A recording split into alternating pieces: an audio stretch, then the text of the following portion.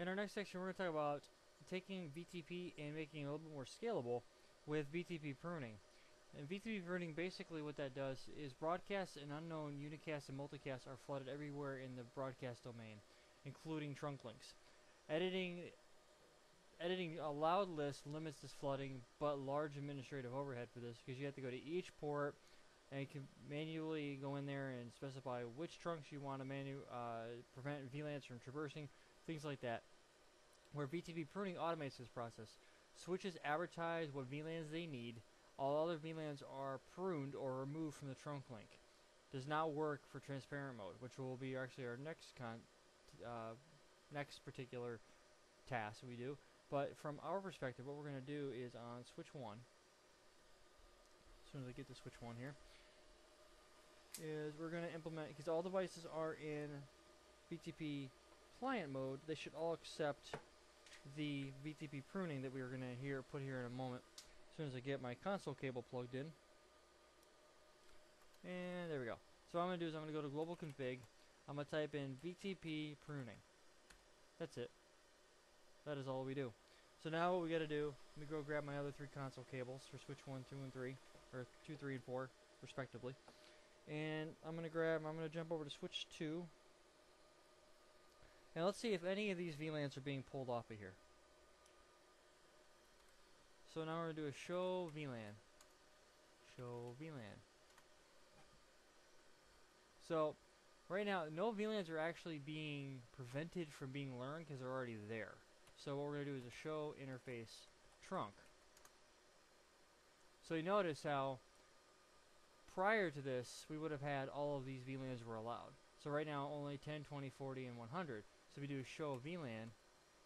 That's because VLANs 20, 30, which ones are allowed? 20, 40, 100.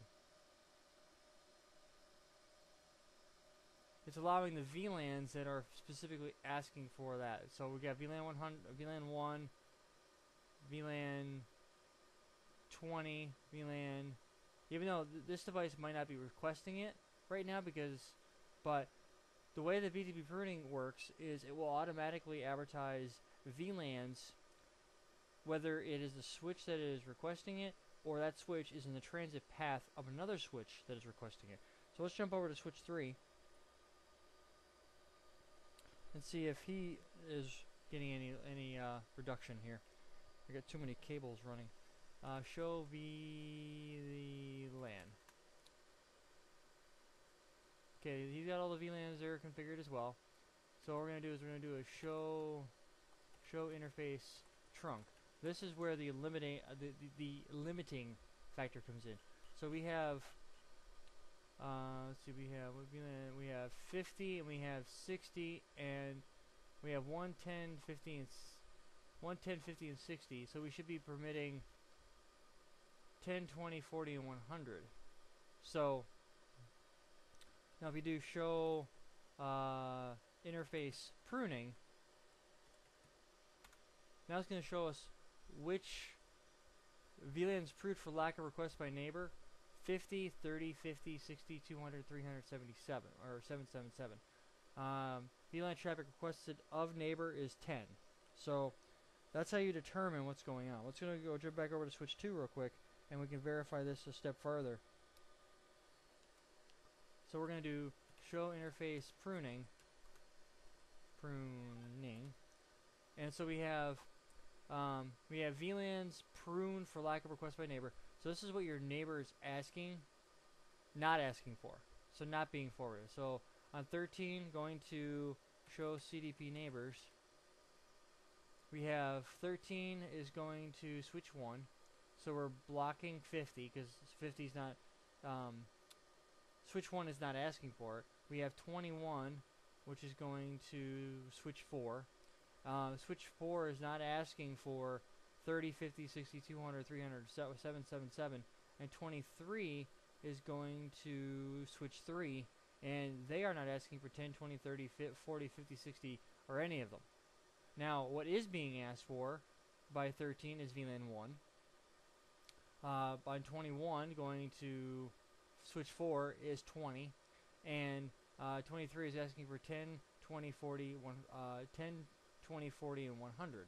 So the idea of VTP pruning is if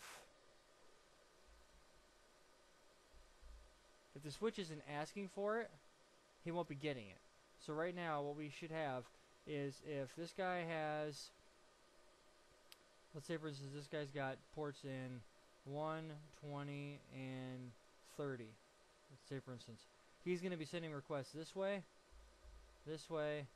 and this way for these VLANs. Now what's going to end up happening is in the trunking from switch 4 to switch 1, now because I have interconnections the way that I do, he's going to be able to prune across these interconnections. Normally I would have killed this line right here just to prevent it so that it would have to excuse me, have to go through switch 1 to switch 2 to switch 4 and like this way. So it either had to go this way or this way, one of the two.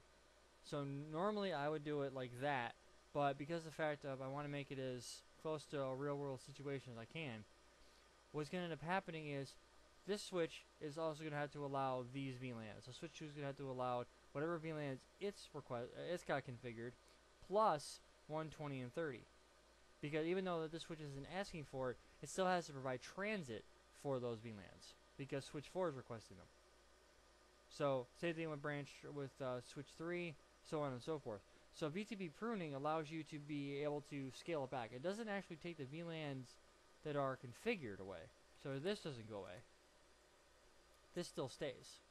But what ends up happening is show interface trunk. The amount of VLANs that are actually forwarded is what gets reduced.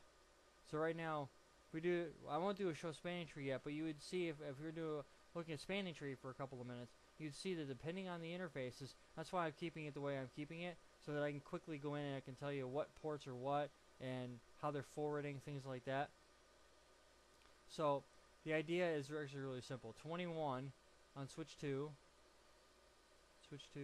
this guy right here going down to switch 4, he is forwarding 10, 20, 40, and 100. He may not be requesting all of those VLANs, but maybe this guy is.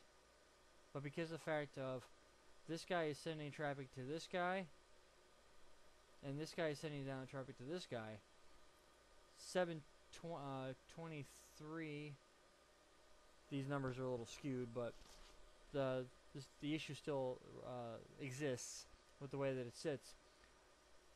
When you have a situation where you have a switch requesting VLANs, VTP is going to do just that. When they switch request VLANs, then the VTP pruning is going to open up that VLAN to be traversed across the trunk. That's pretty much the extent of it. Now there is a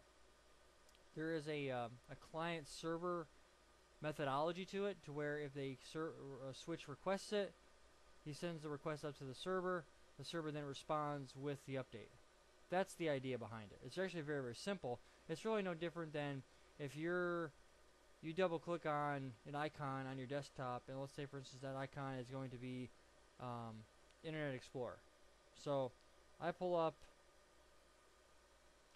Cisco.com here, and I want to go to select your product. Okay, so what I'm doing is I'm sending a GET request to Cisco's website that I want this website. It's the same concept. I'm saying, I want this, can you respond with this? So that's basically what it's doing. So that's the idea behind that. I hope this has been informative for you. I'd like to thank you for viewing.